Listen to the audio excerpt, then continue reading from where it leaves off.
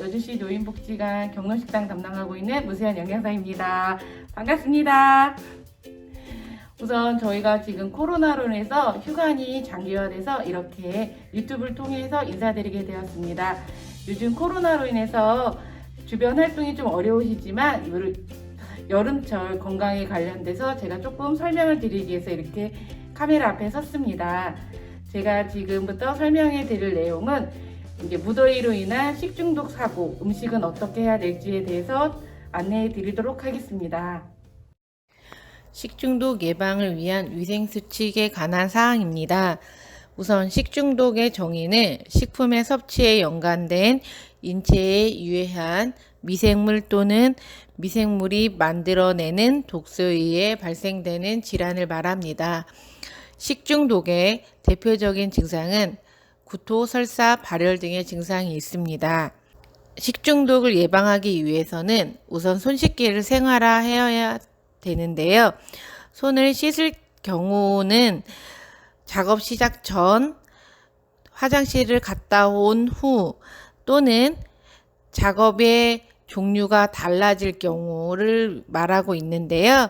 지금 저희가 코로나로 손 씻기가 무엇보다도 중요시 되고 있는데요. 손 씻기 관련해서 씻는 방법은 바로 다음 장에 나타나니까 그때 다시 설명해 드리겠습니다. 두 번째로는 개인 위생 관리를 철저히 하는 건데요. 저희가 손만 씻어서 식중독이 발생되지 않고요. 옷에서도 식중독균이나 다른 균이 발생할 수 있기 때문에 항상 옷도 청결히 하는 것이 중요합니다. 올바른 손 씻기에 대해서 앞전에 말씀드린 거를 다시 한번 말씀드리겠습니다. 우선 흐르는 물에 손을 물로 적셔주시고 비누나 또는 손 세정제를 이용해서 손바닥, 손등, 손가락 사이 등을 문질러 주시고요. 최소 30초 이상 손을 씻어 주시기 바랍니다. 또한 여름에는 물로 인해서 식중독이 발생될 수 있고요. 다양한 증상이 나타날 수 있기 때문에 물은 지할수일 경우 꼭 끓여서 식수로 사용하시기 바랍니다. 그리고 주방의 청결이 중요한데요. 주방 안에 있는 식재료 등의 관리입니다. 우선 음식을 하고 난 찌꺼기나 버려야 되는 식재료 등은 바로바로 처리하여 그로 인해서 해충이나 유해 세균들이 번식을 막아주는 것이 중요합니다. 다섯 번째로는 식재료를 사용하지 않는 건데요. 어머니들이나 아버님들이 조금 미심쩍거나 의심스러운 식재료를 사용하지 않는 것이 중요합니다.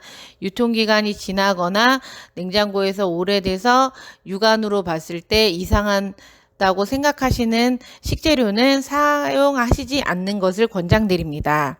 그리고 여섯 번째로는 저희가 여름철에 특히 주의해야 되는 식품을 자제하는 것이 중요한데요.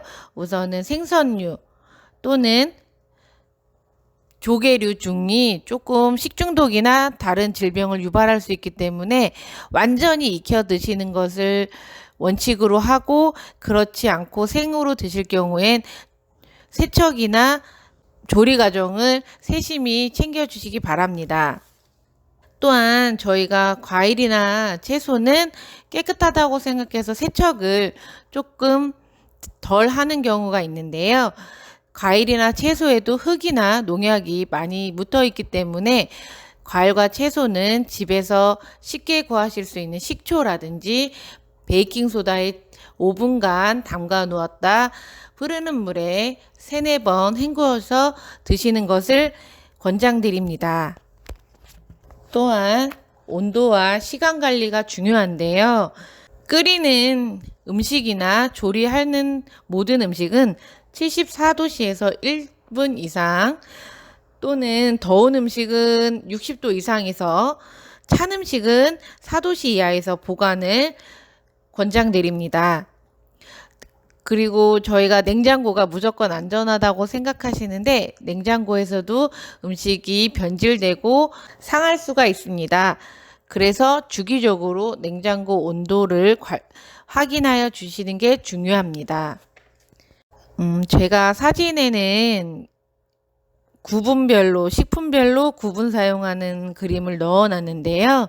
가정에서는 이제 종류별로 구분해서 사용하는 게 어렵고 그렇게 되어 있지 않다 보니까 가정에서는 한 가지 식재료를 한 후에 칼과 도마를 세제를 이용해서 씻어 주신 후에 다른 재료를 전처리하는 것을 권장드려요. 그리고 저희가 많이 나오는데 식중독 예방에 3가지 요령이 있습니다. 첫 번째는 손 씻기. 손은 아까 말씀드렸죠? 흐르는 물에 30초 이상. 두 번째는 익혀 먹기. 저희가 생으로 먹는 것보다는 끓이고 익혀서 먹는 것을 권장드립니다. 세 번째는 물을 끓여 먹는 것을 권장드리는데요. 물로 인해서 식중독이 발생될 수 있기 때문입니다. 가정에서의 여름철 식중독 예방 요령에 관한 사항입니다. 채소나 과일은 흐르는 물에 3회 이상 씻어주세요.